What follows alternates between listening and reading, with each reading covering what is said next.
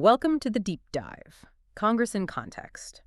If you've been watching Washington lately, well, you are witnessing two completely separate realities unfolding simultaneously.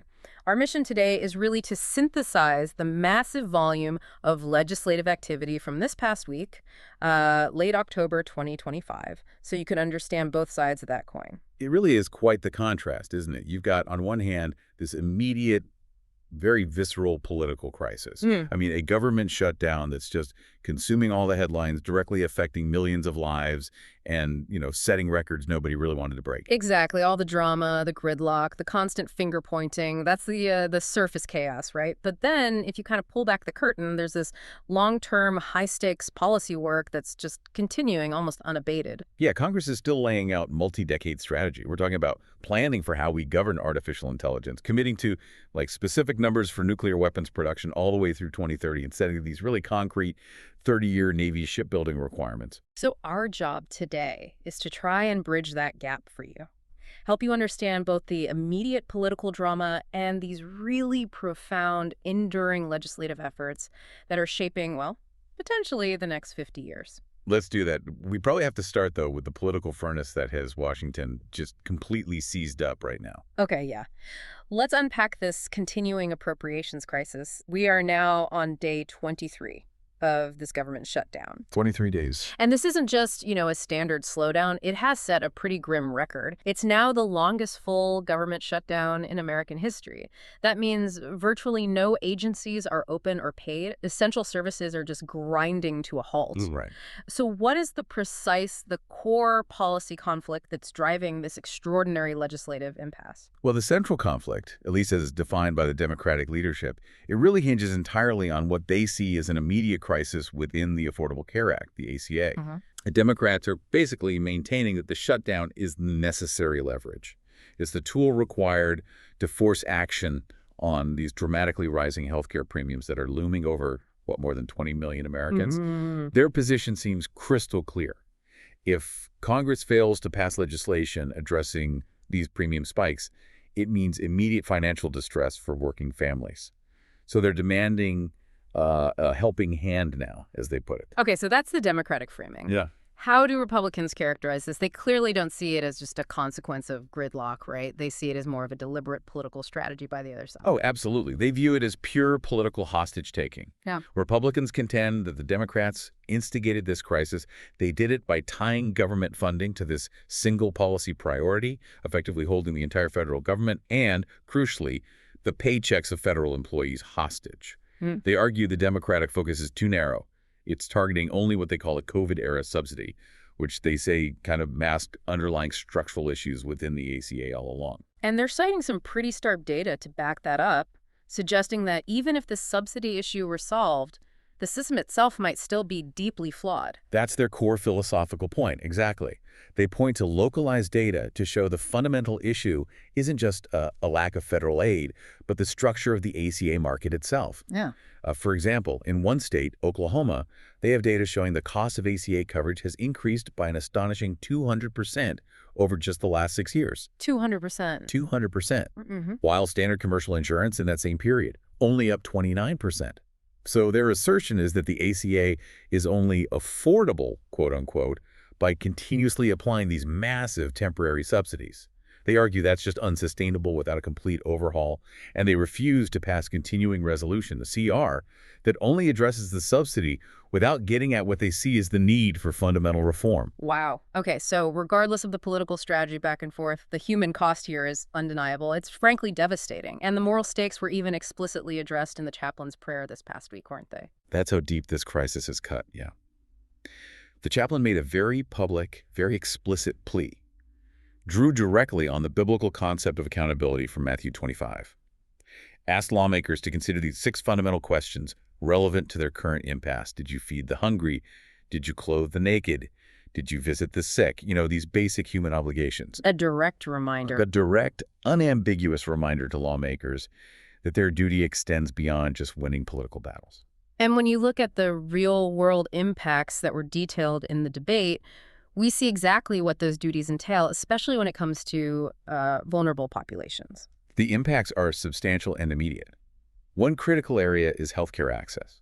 We're seeing denial of accessibility to essential services, particularly telehealth, that's vital for people in rural areas, or maybe folks with mobility issues. Right. They're struggling to get prescription refills or timely medical appointments because the agencies that facilitate these services are just defunded, closed. And the impact on basic survival programs, like food assistance, must be even more acute for families living paycheck to paycheck. Exactly. The U.S. Department of Agriculture announced a halt in funding for SNFP, the Supplemental Nutrition Assistance Program. Given that roughly 1 out of every 6 Americans lives paycheck to paycheck. 1 in 6. Yeah. This cutoff prevents the most vulnerable families from covering food, shelter, basic utilities.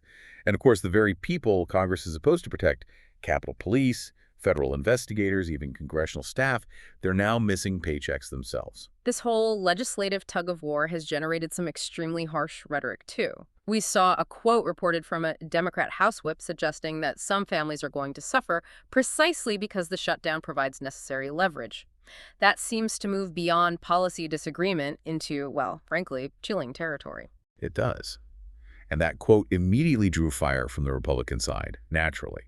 They accused Democrats of, quote, bragging about the suffering, suggesting they were basically weaponizing the pain of constituents as a tactical advantage to force the hand of the opposition. Wow. The language used really highlights that lawmakers seem fully aware of the hardship being caused, yet they're prioritizing what they see as the long-term policy victory over providing immediate relief. Okay, so if the government is closed, what are the proposed off-ramps?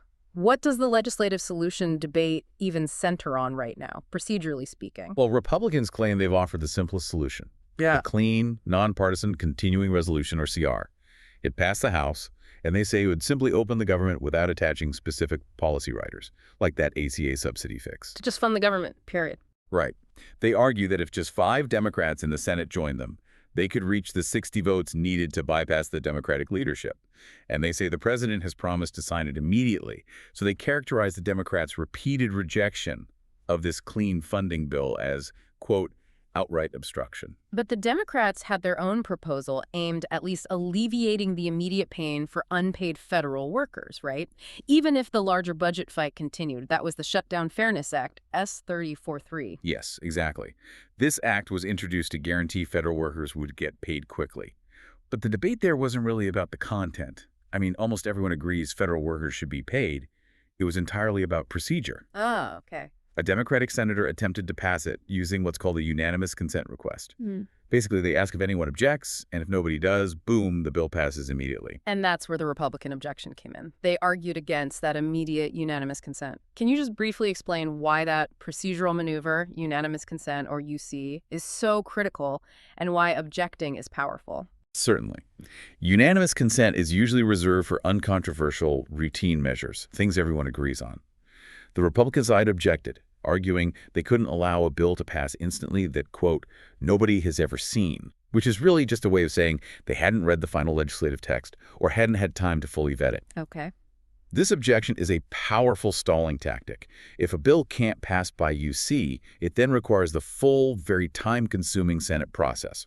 That involves filing a cloture motion to end debate, which itself requires hitting that 60-vote threshold, and then you get to the final vote on passage. It adds days, sometimes weeks. So the counter-argument must have been something like, hey, 95% of this bill is agreed upon. This procedural delay is just preventing timely worker pay. That was precisely the counter-argument. Democrats insisted the core of the bill was universally supported. They argued they should just vote for cloture on the existing act, basically, allow an up or down vote to end debate so they could work out any minor differences quickly. But the partisan disagreement over how to proceed blocked even that basic relief. It starkly demonstrates how, even when there's consensus on an outcome, partisan control over Senate rules can just nullify it. Wow. Okay, so while that appropriations battle rages, Congress is simultaneously grappling with an equally foundational issue, maybe even more so. This controversy over the president's domestic use of military force. This is where the tension over separation of powers seems to be reaching a really alarming peak. Yeah, this fear being expressed on the Senate floor is directly linked to the potential abuse of the Insurrection Act. Yeah. Senators voiced deep concern over military forces. We're talking members of the active military patrolling the streets of major U.S. cities like Chicago, Los Angeles, Portland, under what they called challenged authority. This is a very, very rare and severe action in American domestic governance. Right. For our listener who might only have a vague understanding. What exactly is the history and the legal threshold of the Insurrection Act? When has it traditionally been invoked? So the Insurrection Act, it dates way back to 1807. It allows the president to deploy active duty military for domestic law enforcement purposes. It essentially overrides another law, the Posse Comitatus Act, which generally prohibits the military from performing civilian policing functions. Okay. Historically, its use has been extremely rare, reserved for moments of genuine national crisis. Think of the Civil War, the Civil Rights Movement, specifically to enforce integration and in response to massive civil unrest like the 1992 Los Angeles riots. The legal argument being made against the president's current actions is rooted right in the Act's text, which clearly requires a demonstrable insurrection or rebellion. And senators were arguing vehemently that this condition, this demonstrable rebellion, simply does not exist in these cities right now. They did. As one senator put it, they found no rebellion or insurrection. Not in Los Angeles, not in Portland, not in Chicago, not in San Francisco, not in Washington, D.C., nowhere to be found.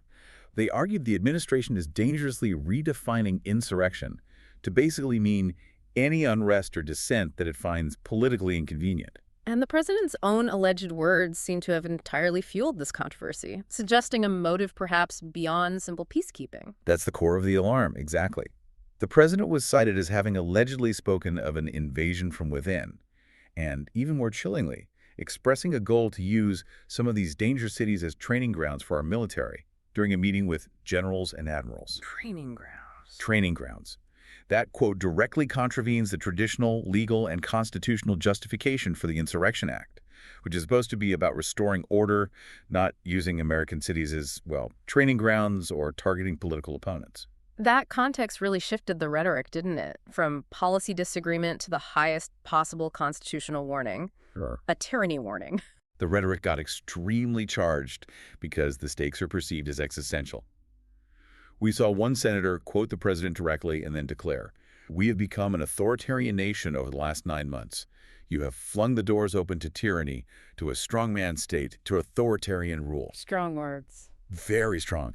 The core argument is that removing that clear historical standard for rebellion, allowing the president to deploy military force on a whim in places he doesn't like against peaceful protesters, it undermines the entire system of checks and balances. Yeah.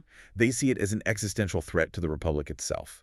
And this fear of suppression of dissent, it's not just theoretical, is it? It's happening against a backdrop of actual large-scale political protest. Correct. The sources specifically cited the peaceful, nonviolent No Kings rallies occurring across the U.S., including a massive demonstration in Chicago. Over 100,000 people gathered at the Petrillo Bandshell in Grant Park, just exercising their constitutional rights. That demonstration provides the crucial context for why senators are speaking out with such alarm.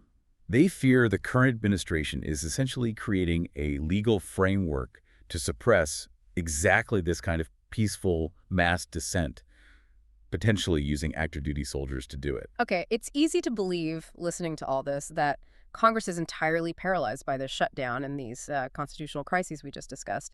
But the routine machinery of government, particularly the judicial and bureaucratic work, it does continue to churn, doesn't it? It does. Let's shift gears a bit and look at how the Senate is continuing its role in staffing the courts, which is, of course, a critical check on both the executive and legislative branches. Yeah, despite the gridlock, the Senate remains highly active in confirming appointments. Just this past week, they saw the successful confirmation of William W. Mercer to be a United States District Judge for the District of Montana.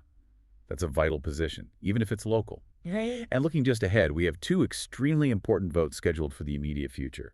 Okay, what are the key judicial confirmations we should be watching for then? We really need to watch for the pending cloture vote. That's the motion filed to end debate on the nomination of Bill Lewis. He's nominated to be a United States District Judge for the Middle District of Alabama. That procedural vote is scheduled for Tuesday, October 28th, 2025. Okay, district level. Right, district level. Yeah. He handles the bulk of federal trials in his area. But maybe more significantly, the Senate is scheduled to vote on the confirmation of Rebecca L. Taibleson to be a United States Circuit Judge for the 7th Circuit. That vote is set for Monday, October 27th. Okay, can you quickly elaborate on the distinction there? Why is a circuit judge confirmation, like Tableson's for the 7th Circuit, typically seen as more impactful than a district judge confirmation like Mercer's or Lewis's? Yeah, the difference is pretty huge, actually. Yeah. District judges like Mercer and Lewis will be, if confirmed, they preside over the trial courts. That's where cases start, where evidence is presented. Circuit judges, like Taibleson for the Seventh Circuit, which covers Illinois, Indiana, and Wisconsin, they sit on the courts of appeals. Ah, okay. These circuit courts are only one step below the Supreme Court. They establish legal precedent for massive regions of the country, and honestly, they're often the final word on most federal legal matters because the Supreme Court hears so few cases. So a Seventh Circuit confirmation significantly shapes regional law for potentially decades. Big deal. Got it. Okay. Beyond these high-stakes nominations, we also saw smaller, kind of day-to-day legislative items pass, right? Demonstrating that some routine maintenance work can still get through the gridlock. That's right. It's the legislative housekeeping that often continues even when the big appropriations process collapses. For example, H.R. 998, it's a seemingly minor bill, amends the Internal Revenue Code regarding math and clerical error notices. It passed by unanimous consent in the Senate. So non-controversial. Exactly.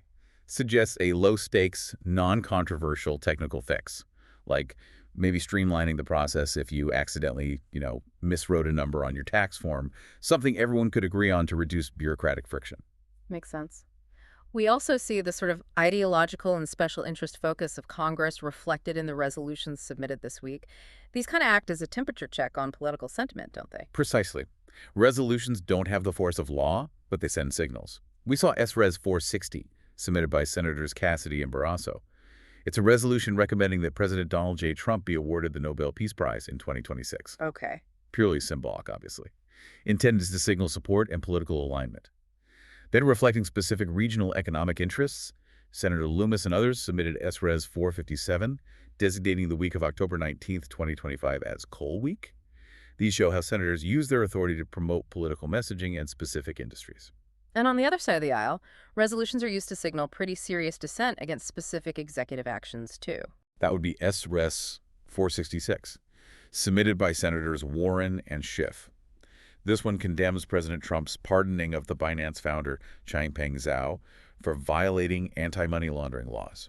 So this demonstrates Congress's effort to signal disapproval of executive clemency, especially in cases dealing with high-profile financial crime that has, international implications. Right. And finally, we should probably note the important sort of community-focused legislative work that's always happening, the tributes and acknowledgments. Yeah, these member tributes are a crucial reminder that a vast part of Congress's work is actually very local, very community-oriented. We saw acknowledgments in the House for people like Mayor Carolyn Weisinger. She was CA Woman of the Year and is the San Francisco Pride Board president, celebrates local leadership and diversity. Nice. We also saw tribute paid to Chief John Godeba of the Bristol Township Police in Pennsylvania, recognizing his decades of service as the longest-serving officer in that department's history. It just helps keep the legislative body connected, hopefully, to the non-political accomplishments of its constituents. Okay, so now let's move to the legislative work that truly seems to transcend the day-to-day political squabbling and even the government shutdowns. The National Defense Authorization Act, the NDAA. This bill is really Congress's blueprint for national security, technology, hardware, often setting mandates that span decades. Let's start with military readiness and shipbuilding. There seems to be a clear focus on maritime projection here. The planning here is incredibly comprehensive and very specific. The NDAA specifically mandates that the Secretary of the Navy submit a 30-year shipbuilding plan, and that plan has to meet the requirement to maintain an inventory of 31 amphibious warfare ships. That's under Section 8062B of Title 10. This is a serious generational commitment. 31 specific ships. Why that number? 31. What's the strategic significance of that particular amphibious ship capability? Well, 31 is generally viewed by the Navy and Marine Corps as the minimum number necessary for the Marine Corps to execute its modern mission. That mission is heavily geared toward rapid response and forward deployment, especially in contested maritime environments. Think specifically the Pacific. Oh. Amphibious ships aren't just for, big D-Day style invasions anymore. They are mobile, floating bases for everything from disaster relief to these new concepts of distributed island hopping operations. Maintaining 31 ensures, or is intended to ensure, the U.S. can sustain high-tempo operations and project power across crucial sea lanes simultaneously. Got it. And regarding air power, we saw specific measures to protect current inventory levels too, recognizing the value of existing assets, even older ones. Yes, specifically concerning the aging but still essential E-3 Airborne Warning and Control System, AWACS aircraft. Oh. The big radar planes. The NDAA includes a direct prohibition. None of the funds authorized can be obligated or spent to retire E-3 aircraft if doing so would reduce the total inventory below 16 planes. So draw a line in the sand. Exactly. It sends a clear signal that Congress believes the intelligence and command and control capabilities of that E-3 fleet are still too critical to lose wholesale, regardless of whatever modernization plans might be in the works. Don't dip below 16. Okay, now here's where the bill really shows a direct lesson learned from recent global shocks. Supply chain resilience and procurement reform. This seems to require some serious long-term commitment. It does. The bill mandates a massive structural shift in defense sourcing. The Secretary of Defense is required to maintain multiple sources for products in several absolutely critical sectors by fiscal year 2031. Multiple sources, okay. This is designed specifically to eliminate the single points of failure we saw exposed during the pandemic and other geopolitical crises. The critical sectors listed include things like castings and forgings, think metal parts, missiles and munitions, energy storage and batteries, and microelectronics. This is a clear multi-year mandate to either reshore production or secure reliable alternative international partners. No more relying on just one place. And how is Congress trying to leverage new technology to solve some old logistics problems, especially around spare parts? I saw mention of 3D printing. Yeah, they're investing pretty heavily in additive manufacturing, which is the technical term for 3D printing. A pilot program is being established specifically to certify 3D printed parts for military systems, particularly those facing diminishing manufacturing sources or material shortages, basically, systems where it's getting hard to find original parts. Right. The strategic goal here is to create a much more agile logistics chain, allowing parts to be produced, quote, at scale and on demand in case of contingency or crisis, as the report language says, reducing the reliance on these massive, centralized, sometimes vulnerable global supply chains. Print what you need, where you need it. And all this industrial capacity, this advanced manufacturing, it all hinges on digital security, right? Which seems reflected in the funding mechanisms. That's absolutely right. There is specific RDT&E funding allocated explicitly for the Defense Industrial Base Cybersecurity Initiative, or DIB Cybersecurity Initiative. For listeners, RDT&E stands for Research, Development, Test, and Evaluation. It's the foundational budget category for military innovation. Yeah. This funding recognizes that without robust cyber defenses for the entire defense industrial base, all the companies that build things for the military, all the shipbuilding and manufacturing mandates are potentially vulnerable to cyber attack. You have to protect the builders too. Okay, moving to the really cutting edge of warfighting now. Let's discuss artificial intelligence and cyber warfare infrastructure. The NDAA contains several mandates looking years, even decades into the future here. Yeah, the cyber threat environment, particularly from state actors like China and Russia, is clearly the driver here. By August 1st, 2026, the commander of United States Cyber Command must complete a roadmap for industry collaboration on developing artificial intelligence-enabled cyber capabilities. That's for both offensive and defensive cyberspace operations. AI for cyber war. Essentially, yes. All right. And this is directly paired with another required strategy, this one focused on deterrence against cyber attacks, specifically targeting defense-critical infrastructure of the United States. So the physical and digital assets absolutely essential for national security, like power grids for bases, communication networks, etc. And there's a new, extremely high-level governing body being set up specifically for AI strategy, isn't there? That indicates just how seriously the Pentagon is viewing this technology. This is perhaps one of the most significant structural changes in the bill related to tech governance. The NDAA establishes an Artificial General Intelligence Steering Committee. AGI, that's the really advanced stuff. This committee will be composed of the absolute most senior leadership. We're talking the Deputy Secretary of Defense, the Vice Chiefs of Staff of all the military branches, key undersecretaries. Top brass. The very top. Their duty isn't just to analyze applications, but to articulate the ethical and policy guardrails for AGI adoption. They're effectively institutionalizing the governance of the future of warfare at the highest possible level, trying to get ahead of the ethical challenges. And beyond the high-level strategy, they're also addressing the foundational training required to secure critical industrial systems, the stuff that runs everything. Absolutely. An assessment is required for establishing an Operational Technology Cybersecurity Training Center of Excellence, OT, Operational Technology. The aim here is to institutionalize specialized training within the DoD focused solely on securing industrial control systems, or ICS. ICS? Yeah, think the software and hardware that manage power grids, factory floors, water treatment plants, military base operations, the often overlooked vulnerable backbone of the modern economy and military infrastructure. need specialists trained to protect that specific kind of tech. Okay, let's quickly touch on personnel, health, and family readiness, as these are always critical components for the long-term health and morale of the force. Right. On the personnel side, the bill specifies authorized minimum end strengths for the reserve components. For example, the Army National Guard minimum is set at 30,845 soldiers, the Air Force Reserve at 6,311 airmen. These megas are vital for predictable staffing and budgeting. Sets the floor. Exactly. We also see the establishment of the National Week of Military Recruitment, which is set for the last full week of September each year.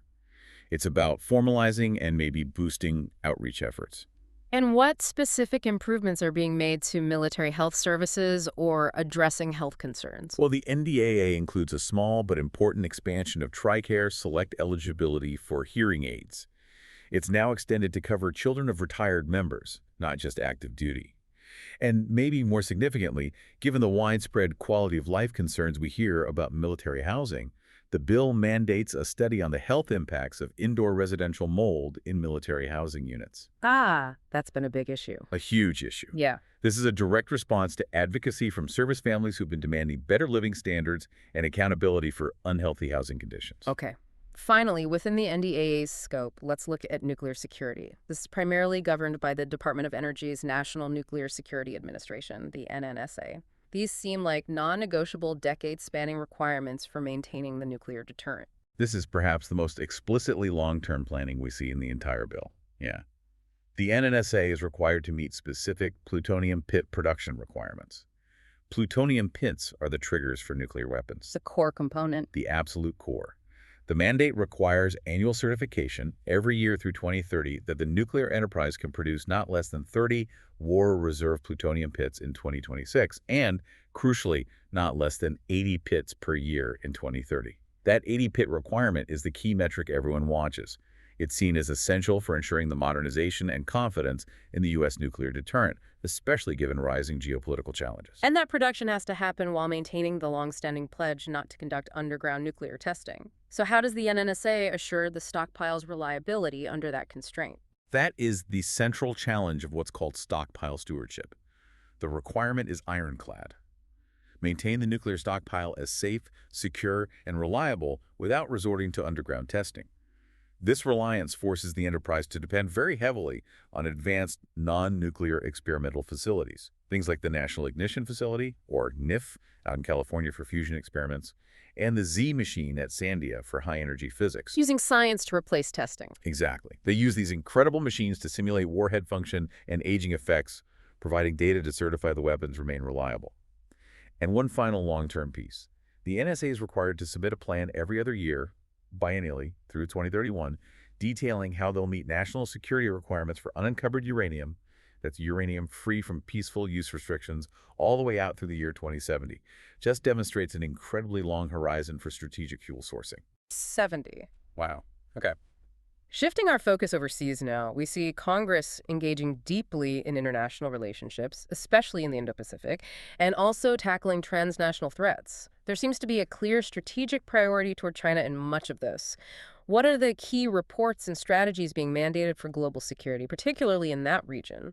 Yeah, the focus on the Philippines definitely reflects their pivotal role in the South China Sea disputes. Congress is requiring an annual report, running all the way through 2031, focused specifically on enhancing U.S. security cooperation with the Philippines. This long-term commitment signals sustained interest in bolstering their defense capabilities against coercion. Makes sense. Relatedly, and this is interesting, to strengthen maritime domain awareness, a plan is required for joint and integrated maritime operational and leadership training, specifically between the U.S. Coast Guard and the Taiwan Coast Guard Administration. Ah, Coast Guard to Coast Guard. That training initiative seems maybe designed to bypass more formal military cooperation while still building crucial operational links and interoperability. It absolutely looks that way. It's a mechanism to deepen security ties and coordination in the maritime space, which is critical around Taiwan, without necessarily crossing certain diplomatic red lines that might trigger a stronger response from Beijing. Clever. And furthermore, there are bills mentioned aimed at supporting countries, particularly in the Western Hemisphere, that maintain official diplomatic relations with Taiwan, directly countering the diplomatic pressure and economic coercion efforts by the People's Republic of China to get countries to switch recognition. Okay. And turning to more direct threats to U.S. citizens, what strategies are being developed to combat international organized crime? Congress is requiring a specific strategy to address the alarming rise of these international scam compounds. They're often based overseas, in Southeast Asia, for example, and they're actively defrauding U.S. citizens out of billions of dollars annually through crypto scams, romance scams, you name it. This recognizes that transnational organized crime is now a core threat to domestic economic security, not just something happening over there. Right, hitting people's wallets directly. And the relentless issue of the fentanyl crisis, which we know has deep roots in foreign manufacturing and precursor chemicals. Yes, the NDAA includes provisions for the expansion of sanctions under the Fentanyl Sanctions Act. And crucially, the legislation places a clear prioritization on identifying persons, individuals, and entities from the People's Republic of China who are involved in fentanyl manufacturing and trafficking, or the precursor chemicals. It signals very clearly where Congress believes the ultimate source of much of the domestic crisis lies. Okay. Finally, let's look quickly at domestic policy related to housing, an issue that affects virtually every community across the country. What initiatives seem to be moving forward, perhaps despite the appropriations gridlock? We saw several key movements aimed at trying to alleviate housing issues. A joint report is required from HUD, Housing and Urban Development, the Department of Agriculture, and the VA, Veterans Affairs, specifically on opportunities for increased collaboration between them to provide housing assistance. Trying to break down silos. Exactly. It suggests an effort to streamline resources across different federal agencies, recognizing that veterans and folks in rural communities often fall through the cracks when trying to access federal housing support because the programs are scattered. Are there any specific program changes being made to maybe simplify access to assistance for people? Yes. Amendments were introduced to the Housing Choice Voucher Program, that's commonly known as Section 8, which provides rental assistance to low-income families. The change allows public housing agencies, in some cases, to accept third-party income calculations. Meaning, instead of the agency having to do all the burdensome income verification themselves, they could potentially accept verified calculations from, say, another benefit program the applicant is already in. This aims to simplify the verification process, reduce the administrative burden on the housing agencies, and hopefully speed up the eligibility process for families who are often waiting a long time for housing. Makes sense. We also saw the introduction of several focused bills. One was H.R. 5824, which would award grants directly to Indian tribes and tribally designated housing entities, specifically for affordable housing construction and maintenance on tribal lands. And another called the Housing Supply Expansion Act, mentioned as Section 5301 in the materials, reflecting these broad, often bipartisan efforts to just increase the overall housing availability across the board. Okay. Wow. That was an incredible amount of activity we just covered. Everything from the day-to-day misery and dysfunction of a government shutdown to these 30-year plans for nuclear pits and complex AI warfare strategies. The sheer volume of legislative work is astounding, and tracking it yourself is really critical if you want to be a well-informed citizen. So how can our listeners dive deeper? How can they find the specific primary sources we discussed today? Yeah, that's the crucial final step, isn't it? The best place to start is the Congressional Record. You can access it online through the U.S. Government Publishing Office, the GPO. It's the official daily record of all the debates, the resolutions, the legislative text that we've just summarized today. So the raw material. The actual raw material. If you're interested in a specific measure, like that H.R. 998 bill on IRS error notices we mentioned, or maybe the Coal Week resolution, SRS 457, you can just search by the bill number on congress.gov, which is very user-friendly, or directly on the GPO website. And if you need context or assistance finding something specific, you can actually call the GPO Customer Contact Center. The number is 202-512-1800. Okay, good resource. What are the key tangible action points that you, the listener, need to watch for in the immediate future? What specific votes or hearings are coming up very soon? Okay, look specifically to the Senate's program early next week. On Monday, October 27th, the Senate is scheduled for those confirmation votes on the key judicial nominations we discussed. Oh. Becca L. Taibleson for the 7th Circuit and Bill Lewis for the Middle District of Alabama. Those are important. Furthermore, keep an eye on upcoming committee work. That's often where the really detailed policy sausage-making happens. The Senate Committee on Health, Education, Labor, and Pensions. The HELP Committee is scheduled to hold a hearing examining the complex 340B program. That's set for 10 a.m. on October 23rd. Wait, the 340B program, we might have mentioned it briefly, but can you remind us what that is and why a hearing on it is so important for healthcare policy right now? Right. The 340B drug pricing program is a pretty significant federal initiative. It requires drug manufacturers to provide discounted outpatient drugs to certain specific healthcare organizations and hospitals, typically. Those that serve a really high volume of low-income or uninsured patients.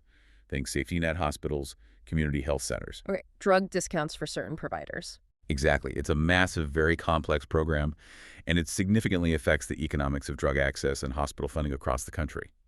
This upcoming hearing signals that Congress is likely looking to potentially reform or redefine who's eligible for these deep discounts or how the program operates. Any changes there will have immediate ripple effects on hospital budgets, pharmacy prices, and maybe even drug company revenues nationwide. So it's a big deal in the healthcare world. Okay, so what does this all mean then when we put the two realities back together? The sort of chaos and paralysis of the shutdown on one hand, and the incredibly detailed, long-term, focused policy work of something like the NDAA on the other. What's the ultimate takeaway for you, the informed citizen, trying to make sense of it all? Yeah, that really raises the ultimate important question for you to consider, I think. How reliable can these long-term, multi-year plans that Congress is attempting to lay out, like those 30-year Navy shipbuilding requirements or the nuclear pit production goals stretching to 2030 and beyond, how reliable can those plans actually be when the government cannot even agree on basic funding to keep itself open for a month? Hmm. If this kind of political instability, this fierce debate over fundamental things like executive power, as we saw with the Insurrection Act controversy, if that constantly threatens to shut down the entire governmental engine, how does that political friction ultimately impact the long-term strategic integrity of the nation? Can the plan survive the politics? It really seems like the political turmoil happening at the surface could create genuine, measurable risk for the bedrock of national security planning that's happening underneath. Is that fair? That's exactly the risk. The balance between the necessary, incredibly detailed government functioning, like all those intricate provisions in the NDAA for AI governance and secure supply chains, and these foundational political disagreements, like the shutdown and the constitutional crisis over executive power, that balance is constantly shifting. And understanding that shift, tracking how the political drama compromises or forces changes in the strategic planning, that's really the key pressure point to watch in Washington today. Well, thank you for joining us for this deep dive into Congress and context. We really encourage you to use the resources we mentioned, congress.gov, the GPO, to track these developments yourself and stay informed. Yeah, absolutely. And we'll be here to try and synthesize the next round of legislative reality whenever it hits. Thanks for listening.